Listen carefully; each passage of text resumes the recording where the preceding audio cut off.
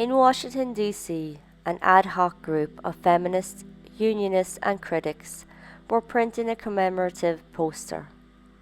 They had trouble getting a picture of her because her photographs, along with most of her other belongings, had been soiled with plutonium and buried by a nuclear sanitation team. Finally, a friend donated a slightly blurred snapshot. The face was tiny and intense, shadowed by dark hair and lit only by the suggestion of a girlish smile. Under the picture, stark lettering was emblazoned. Quote, Karen Silkwood, dead because she knew too much. End quote. Excerpt from Rolling Stone's Karen Silkwood, The Case of the Activist's Death, January 13, 1977. This was Karen Silkwood, and this is the good, the bad, and the pure evil. Karen Silkwood was born February 19, 1946, in Longview, Texas. She was raised in Nederland, Texas, and there's nothing about her childhood or schooling apart from she attended Lamar University in Beaumont, Texas. In 1965, she married an oil pipeline worker named William Meadows, and they had 3 children together. But it wasn't so rosy. The couple had to file for bankruptcy because William liked to spend more than he had. William also liked women too, and when he refused to end an affair, Karen left him. 1972, she moved to Oklahoma City, and here she briefly worked as a hospital clerk. Then she was hired at the Kerr and McGee Cimarrano fuel fabrication site plant.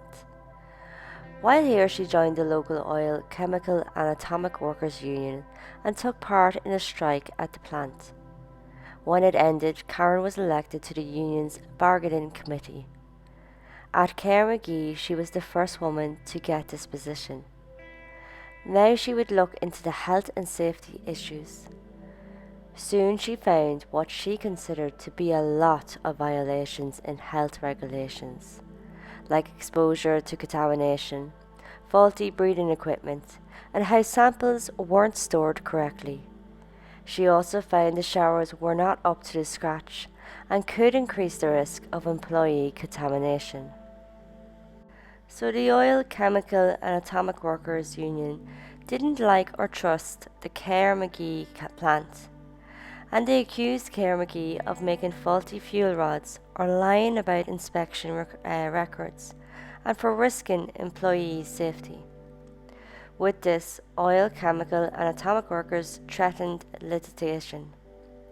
The summer of 1974, Karen testified to AEC, which is the Atomic Energy Commission, and she spoke about being contaminated, about how production had ramped up, but safety standards slipped massively. November 5, 1974, Karen did a routine check, finding her body had 400 times the legal limit of plutonium. The plant would decontaminate her and send her home with a testing kit for urine and other bodily fluids for more testing. The next day she went to a union meeting. Again, she was positive for plutonium, which was weird because she only did paperwork that morning. She was decontaminated again, but this time it was more intense. November 7th, she went to the plant and again found to be dangerously high contaminated. So dangerously that when she exhaled air from her lungs, it was contaminated. A team of health physics would go home with her and they found traces of plutonium all over, especially in her bathroom and on her fridge. The house would be stripped and decontaminated. Then Karen, her boyfriend Drew Stevens and her housemate Dusty Ellis were sent to the Los Alamos National Laboratory for more testing. Questions would come up as to how Karen became so contaminated in a 3-day period. Karen explained spilling her sample in the bathroom on November 7th, and this made sense as that sample was very high in contamination, while the fresh ones at Los Alamos was much lower. Karen believed it was at the plant that she was contaminated. Kerr and McGee blamed Karen, saying she contaminated herself in order for her to gain public notice and have the plant look bad. A book called The Killing of Karen Silkwood by Richard Rashke says security at the plant wasn't great and workers could easily get plutonium pellets out if they wanted to. Rashke said the type of plutonium in Karen came from the production area, and that area she hadn't been in for over 4 months. So Karen was collecting paperwork for her contamination claim, including company papers. She was going to go public with the evidence and was going to speak to journalist of the New York Times, David Burnham. November 13, 1974, Karen left a union meeting. She was seen by attendees with documents at this meeting. Karen would get into her Honda Civic and headed for Oklahoma City alone. She was to meet Burnham and a union officer, Steve Wodka, but Karen never made it. Her body and car were found the east side of the State Highway 74. The car had been hit and ran off the road. The papers that she had earlier were now nowhere to be found, not on her, not in the car, not outside the car. Karen Silkwood was pronounced dead at the scene. The trooper who came on scene reported finding 1 to 2 quaaludes in the car, a sedative tablet, and also found cannabis, so he said. The report that he gave had it that she fell asleep at the wheel of the car, and the coroner's report had double the dose of recommended quaaludes in her system, and that this would make her very sleepy. Some journalists believed Karen's car was rammed with intention to kill her.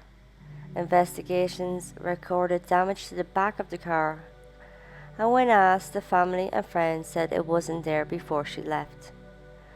With the crash being a front collision, the damage to the back of the car didn't add up. A more in-depth exam to the back found paint chips that could only have happened being hit from another car from the rear and not the front. Karen's family would also say that they seen her with documents, and now the documents were missing, and that she usually had them on the seat beside her in the front. Her family would say she got many phone calls threatening her life just before she died. Speculations of foul play arose. With concerns of contamination, the Atomic Energy Commission and State Medical Examiner asked for Karen's organs to be looked at by Los Alamos Tissue Analysis Program. Public suspicion mounted and led to federal investigation into safety and security at the plant. The investigation found 20 to 30 kilograms of plutonium was missing or misplaced, as it was explained. Kerr and McGee nuclear fuel plants closed in 1975. The DOE, or Department of Energy, reported Cimarron plant was decontaminated and decommissioned in 1994. But the story doesn't end there. Karen's father, Bill, and her children filed a suit against Kerr and McGee for negligence on her behalf. The trial began in 1979 and lasted 10 months. Jerry Spence was the chief attorney for the estate, and William Paul was the chief attorney for Kerr and McGee. The estate had evidence with Karen's autopsy proving she was contaminated with plutonium before her death. To prove it was in the plant, they had witnesses of former employees. The defense had Dr. George Voles, a top-level scientist at Los Alamos. He said the contamination in Karen was within legal standards. Later, the defense painted Karen as a troublemaker and suggested self-poisoning. The jury came back with a $505,000 damages to Karen and $10 million in punitive damages. An appeal had it reduced to $5,000 and reversed the punitive damages completely. But in 1984, the U.S. Supreme Court restored the original verdict. Suggestions indicated an appeal may come, but Kerr and McGee settled out of court instead, settling at $1.4 million, or $3.75 million today, and admitting to no liability. Karen's official death is billed as an accident and due to her falling asleep at the wheel. However, many people believe that this isn't true and that Karen was actually killed to silence her against a big corporation. Many of those inside believe that she knew too much and that the corporation was just too powerful, and so they put an end to her before any damages came to them. And that is the story of Karen Silkwood. Hit that like button. If you're not subscribed, please get subscribed and ring the hell out of that bell. Join me next time for the story of the 16th Street Baptist Church bombing. 4 members of the local KKK planted 19 sticks of dynamite beneath the steps of the church. Described by Martin Luther King Jr. as, quote, one of the most vicious and tragic crimes perpetrated against humanity, end quote. The explosion killed 4 and injured up to 22 people. Until then, this was the good, the bad, and the pure evil.